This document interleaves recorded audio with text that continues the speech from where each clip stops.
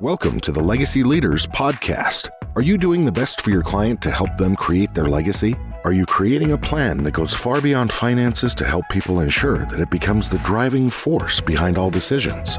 On this podcast, hosts Katie Beth Hand and Stan Miller will help you with growing your practice and your clients' peace of mind.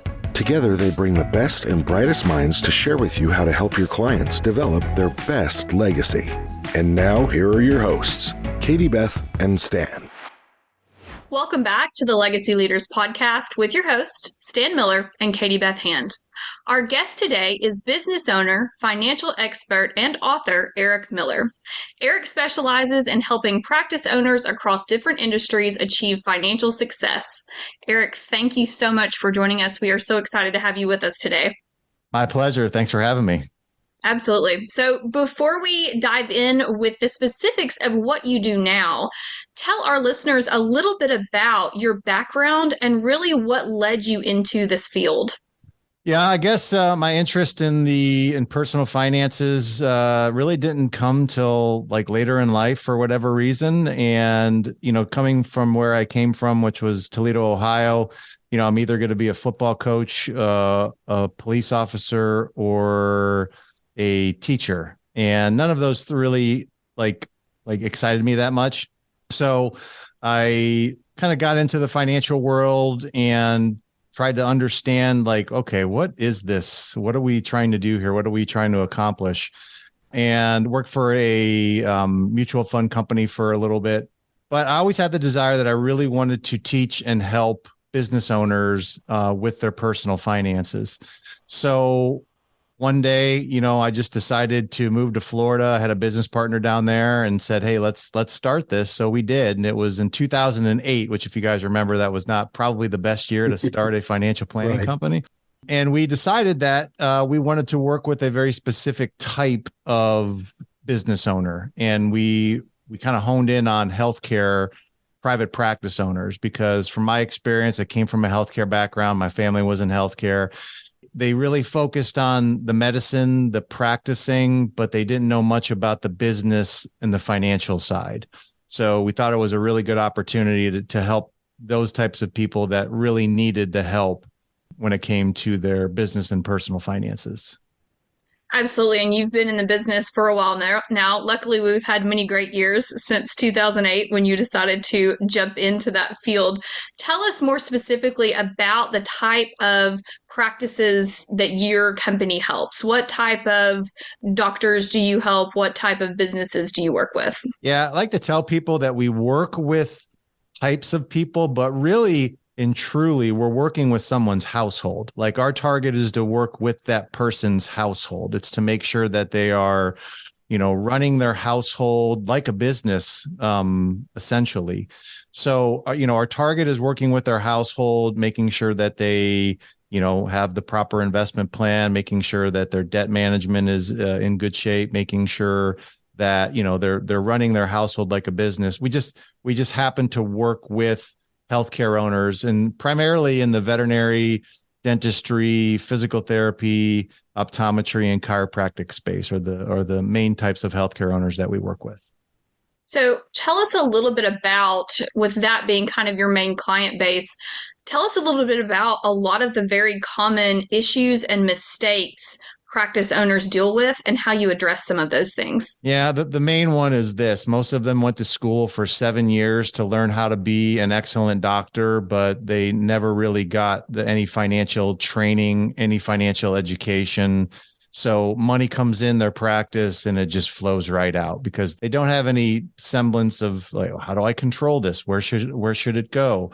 My CPA says I should do this, but it's not working, so we really try to make sure that they understand the basics of money, how to control it better, how to acquire it, and then, most importantly, how to expand it. But I think that to me is, you look at a practice owner, they're good at being practitioners. They're not very good at being executives or owners. And we really try to make sure they understand that they have to have some concept of what that means to be like an owner and an investor as well. Yeah, you mentioned on your website that they need to treat their practice like an investment. What does that mean? Yeah. So If you look at corporate America, you will find that most of these big choirs use Berkshire Hathaway, Warren Buffett. He owns, I don't know how many companies, probably 60 to 100 companies that he owns, but they're all for the benefit of the parent company, which is Berkshire Hathaway. So when you look at the households of America, there's 150 million households. Each one of them are like their own little parent companies. Okay. Now, it just so happens that these doctors own a business. It's an investment asset. I mean, they pour all their energy and their time and their effort into this practice. And the ones that are successful financially, they treat it like an investment, where the other ones treat it like a job. And I think that's the biggest difference, is that we try to show them how to treat it like an investment asset that will be worth quite a bit of money if they treat it like an investment. And I think that's kind of the cool thing that we see when we're working with someone.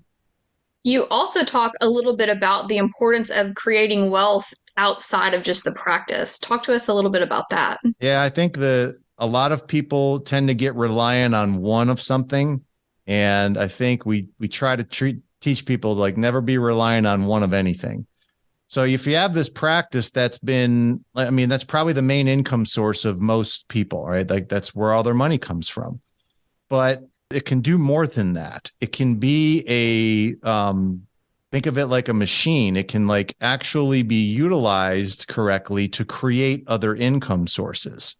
So as part of like our planning system, we make sure that as cash flow comes into the practice, that they are separating out a portion of that so that they can utilize that to invest in other assets outside of the business. And that could be real estate. It can be insurance-based products. It can be wealth management, stocks, bonds, whatever it would be. But it really is trying to get them to utilize the practice, harness the power of their practice so that they can create real financial freedom. And that's something that not a lot of them are doing. Right. And again, something that they didn't learn about when they were in medical school, right? I'm stealing all of Eric's time, Stan. I apologize. What questions do you have for Eric?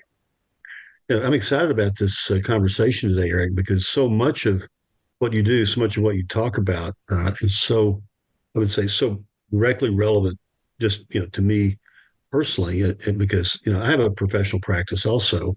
I will say also, even though we have the same last name, to the best of my knowledge, we're not related. Although I made a note to be sure to mention that. Never know. Yeah, you never know. Yeah.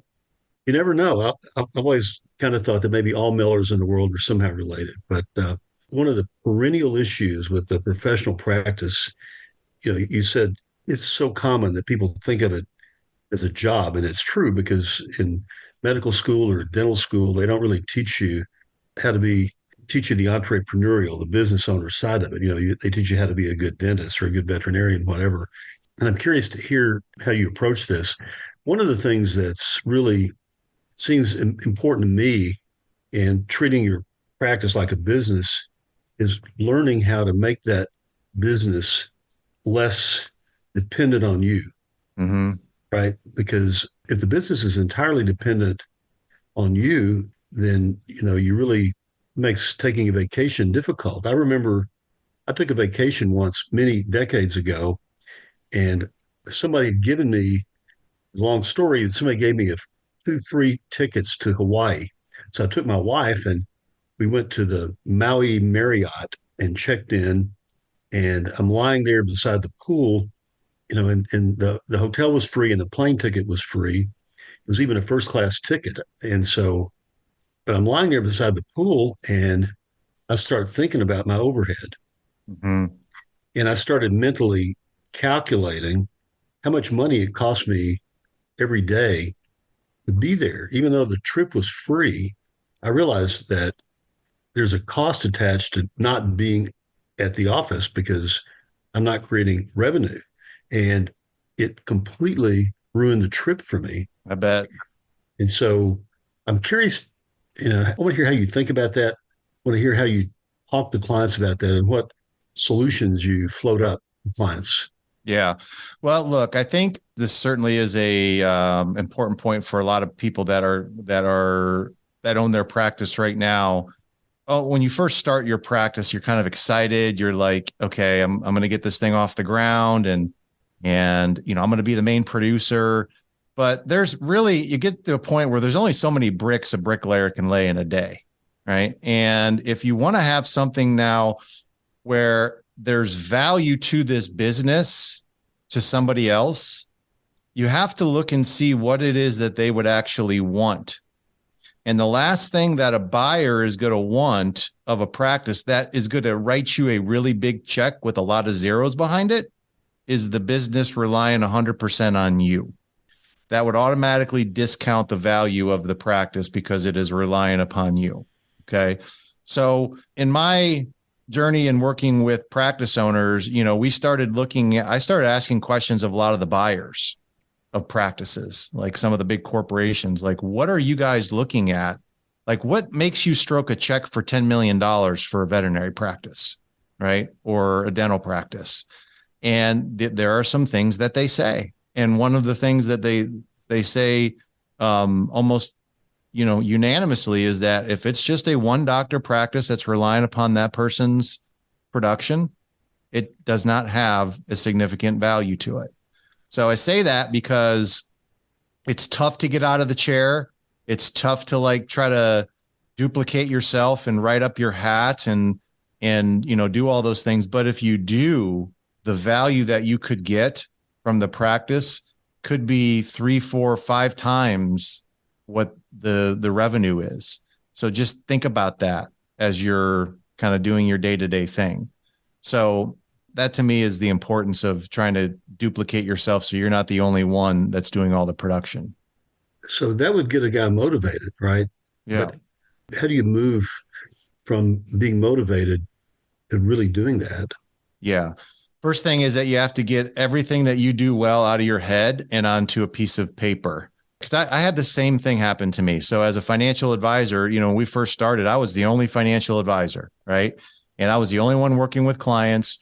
And I almost fell into the trap where it was like, oh my God, I'm going to have 10 appointments a day and it's going to be that way for the next 30 years. Okay. I don't want to do that. So I had to write up everything that I did, said, and that was successful in working with whoever we're working with. Okay. I think that's the first thing you have to do is just write up what your hat is. Because if you can't write up your hat, you're not going to be able to turn it over to somebody else. So you have to write up these systems and processes and procedures that are successful. And does it take a lot of time? No, just, I don't know, dedicate an hour a week, and you'll be in 6 months, you'd be surprised at how much you have completed at that point in time. So I think that's the first thing is that you have to decide that it can be done. Right? Make a decision, I'm not going to do this forever. And then start putting some action behind how do I, duplicate myself so that somebody else can do this as well as I can. And, once I did that, now I got 5 advisors that work for me. Right. And that's how I got out of that dilemma right there. It's initially, I guess we all want to think that, we're better at this than anybody. And we have to get our mind around the idea that maybe some of the people we bring in could be actually better than we are. It's 100% correct. Matter of fact, it's I am shocked at some of the things my advisors now come up with and do that I never would have done myself. And it improves the process. It improves the client experience. And the thing you have to teach them is the standard. What do you expect? What is the standard? What's the Stan Miller standard? Okay. And, and I wrote that up too. It's I expect you to have good manners. I expect you to communicate with people. I expect you to respond to people. It's kind of all these soft skills that nobody talks about. I mean, yes, having a high degree of professional acumen is important. Being competent is important, but you're dealing with a person one-on-one. You have to know how to communicate to that person one-on-one. If you can't do that, you're not going to be really successful at much. So those are things that I think, everyone can do to make sure that they're not stuck in the chair for the rest of their lives. Excellent. That's really insightful, incredibly relevant. I'd like to pivot for a minute and ask you, I noticed that you also encourage your clients to protect their assets from lawsuits. Yep. Well, I mean, it's just a reality when people are, starting to get into this net worth of 3 million, 5 million, $10 million, you are going to be a target. And, a lot of advisors like me, we focus on the investment side and making money and, all those fun things. But, it only takes one accident, one health issue, one lawsuit, and you can get wiped, $1 million, $2 million, whatever it is. So, you have to have some kind of plan to protect your assets. And the good news is it doesn't, you don't have to go offshore. You don't have to spend these thousands of dollars that you hear from all these quote unquote asset protection people. You just have to know the tools of asset protection. There's state laws you can use. There's business entities you can use. There's insurance that you can use. And you can really, protect 90-something% of your assets, fairly inexpensively. But you just got to know what you're doing and have someone that can help you guide along the way.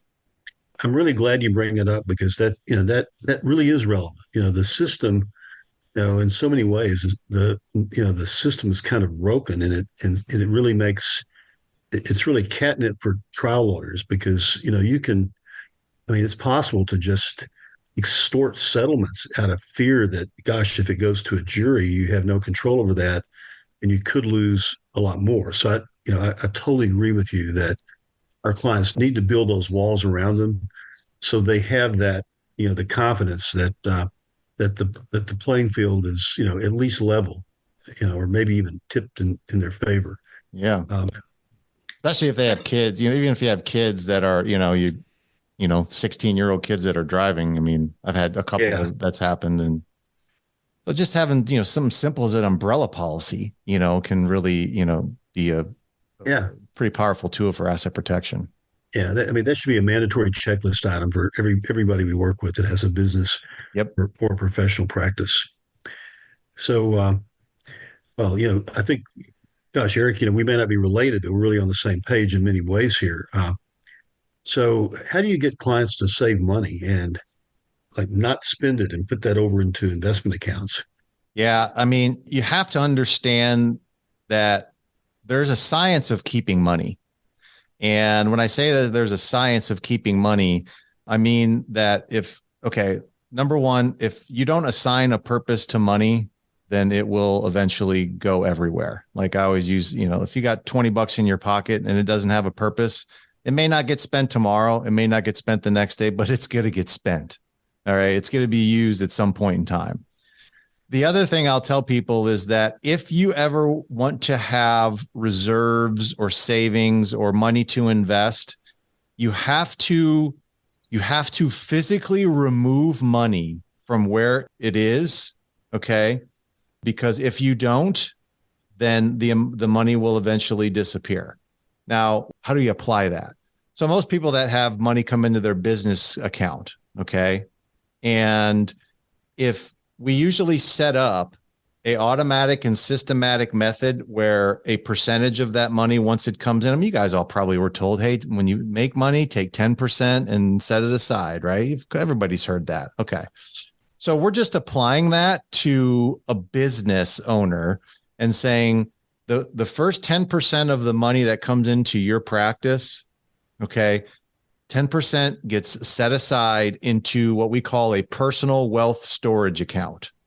All right. And that money is not for bigger houses or cars or anything like that.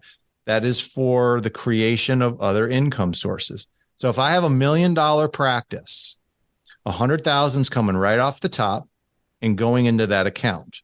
Okay. And that is how I'm able to get people to save money that they never realized that they could do.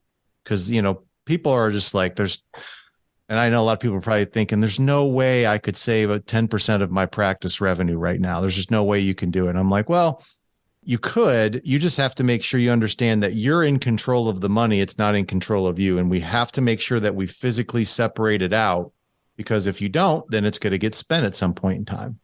So that's probably the single most important action that I've done with probably over 400 practice owners to get them to save money at a rate that's much higher than what their current advisors are telling them to do. Because most advisors are just telling them to like, hey, just put like 10% of your paycheck into your 401k. Maybe you're saving 15 to 25,000 a year, which is better than nothing. I'm getting them to save 100,000 a year. All right. And they're not missing it because of the way that we structure this. And so that's a big difference. Yeah. It's a budget item, right? Yeah. I treat it like an expense. It's just like an expense. The only way it's the only way to really make sure that you have a profit is if you treat it like an expense. Right. So that's how I'm able to get people to, and it also creates a demand for more money too, because if I'm taking money out of this account, you look at your business account, crap, we got to make more money this month. Right.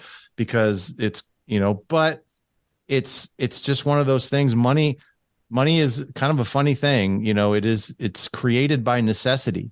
And if you can create more necessity in a business owner, and you kind of set these other things up, then in 5 to 10 years, they're going to be like, wow, I'm pretty well off. Like, yeah. So Eric, tell me what your relationship with your clients what does that look like? Are you on retainer? Do you meet with them every month, every quarter? I mean, what's that like? Well, I think if you take a look at, I don't know, most advisors, the service model that I've seen with most financial advisors is that they meet with their clients once or twice a year and do portfolio reviews, investment reviews, go over retirement scenarios. And that's fine. But, in working with the kind of people that we do, we had to integrate, their business into this equation as well. So our service model is our advisors meet with our clients at least once a month. We're going over business finances. We're going over personal finances. We're going over expansion ideas, reinvest. How do I reinvest some of my profits? Along with, their personal investment plan as well. So it's a high frequency like service model because I want to make sure that we're in communication with our clients as often as possible. I tell people your money doesn't take 6 months off, and there's always going to be like financial issues that come up, especially with a business owner, like all the time. So like, I didn't want to have a model where they're only talking to somebody, once every 6 months. And so we charge like a monthly fee to make sure that we stay in communication with our clients. Like a consulting fee. Yeah, it's and we just call it an advisory fee. So that and they get, other things with that as well. We do a brand new plan for them every year. We, we have a system where we like have metrics and we can show them where they were from the year before. Mm-hmm. And, we have some other kind of bells and whistles as well. But really, it's the relationship, right? That's important. It's like that person is their guide, and they bounce ideas off of them. And because we have so many practice owners, we can take all that intellectual capital that we learn from all these really successful business owners, and they know that like we know who you are, right? And we've seen the top 5% of your industry, and I can tell you exactly what they do. So that really helps as well to build a relationship. Yeah, I'll tell you, it's really nice to not have to invent every wheel. Yes. It's really nice to be able to see, to model the success of others. That just accelerates the process so dramatically. Well, I think that's where a lot of advisors kind of fall down. They don't want to, we've heard a lot about niche marketing and, you have to work in a niche. And I do agree with that. But you also really have to understand, that was one thing I didn't really do well when I first started working with practice owners. I didn't know anything about their business. I had to learn about that. I had to learn, like, what are your profit margins? Where does your money come from? What are your expenses? How much should you be spending on staff wages? How much should you be spending on benefits? I had to learn all that. But if you spend some time and invest it, it just builds the relationship that much more, where that client will never go to any other advisor. Before we run out of time, Eric, I did want to talk for just a minute about your book, because first of all, the name alone makes me want to read it. Financial Beast: How to Become a Financial Beast. Harness the power of your practice to build personal wealth and go out at the top of your game. tell us a little bit about, again, greatest title ever. Tell us a little bit about the book and kind of what inspired you to write it, and just a little bit about what readers can expect from it. Yeah, so we were looking at a practice owner one day. He was a 39-year-old veterinarian that we had as a client for like 6 or 7 years. And he had all of his debt was paid off. He had zero debt. House was paid off, business was paid off, everything was paid off. He had like, I don't know, almost $2 to $3 million in investments. His practice was probably worth $6 to $8 million. And I'm just looking at it, I'm like, my God, this guy is a beast, right? And that's where the name came from, because he had gotten himself in such a great financial condition. So I was like, I should write a book like on everything that we helped him do in order to get into this financial beast mode, right? And to get to a point where here he is right now. He can work because he wants to, not because he has to. And that was really the kind of the impetus for the book. And, we talk a lot about, what I had talked about before, how to set up, what accounts you should set up, how to make sure that you're retaining money out of your practice, where should that money go? And we talk a lot about how to exit your practice, what you need to do to make sure that your practice is going to be worth, the top multiples, because I just wanted to take everything that we've learned over the last, 10, 15 years and put into a book that was simple, easy, and someone could read it on a plane ride and really say, okay, I can do this. I'm a practice owner, regardless of what phase I'm in ownership. I can do some of these things to help improve my financial condition. Yes, I love on your website, and for those of you listening, we'll link this for you, but on your website, I love that you kind of listed out the mindset of a financial beast. It's almost a list of mantras, things like, I'll always have money. My financial decisions are naturally right. Just some things we probably need to all wake up and look in the mirror and say to ourselves every morning, because, and you've seen this obviously in your industry, mindset really is such a huge part of the battle.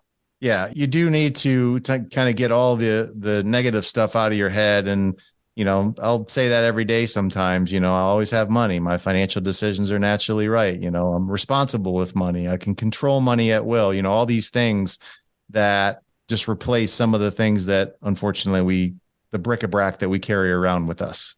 Probably a bad word, but, it's the best I could think of right now. That's great. No, I love that. I love that. And for those of you who are listening, you can find that list of mantras as well as a lot of other information about Eric on www.econologics.com. And we will also link that for you in the show notes. Eric, is there anything else that you would like our listeners to know about that we didn't cover? I don't think so. I mean, it was, it's always crazy to me how much we can cover in such a short period of time. Yep. So, no, but thank you very much for having me on. Absolutely. Well, for everybody listening, this was the Legacy Leaders Podcast with your hosts, Stan Miller and Katie Beth Hand. And our guest today was Eric Miller. Again, to connect with Eric, you can visit www.econologics.com to find out more about what it means to be a financial beast. Eric, thank you again so much. My pleasure. Thank you, guys. You've been listening to the Legacy Leaders Podcast with Katie Beth Hand and Stan Miller. For more information on them and the show, please visit pinnaclelegacylaw.com. If you like what you've learned today, do share the program with your friends and subscribe wherever podcasts are found.